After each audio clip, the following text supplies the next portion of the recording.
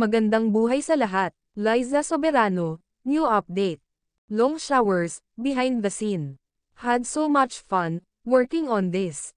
Long showers, out now. At tinag nga, ni Liza Soberano. Ang may-ari ng music video, na si Bright, Be Bright, TVC. At ganun din, ang 88, Rising.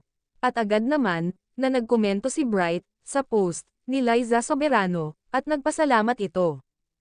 Thank you for your commitment, Liza. It's really fun working with you.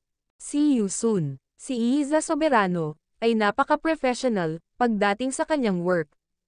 Ayon sa ibang nagko-comment, ang lakas ng chemistry ng dalawa on screen. Pero alam naman natin na sina Liza Soberano ay may Enrique Hill na.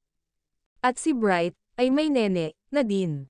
Ang music video na ginawa ng dalawa ay totally super nice. Trabaho lang, walang personalan, ang kina Liza Soberano at Bright. I'm sure naman, before ginawa ni Liza, ang music video nila ni Bright. Nauna na si Enrique Hill na nakaalam. Gaya nga ng sinasabi ni na Liza at Enrique noon.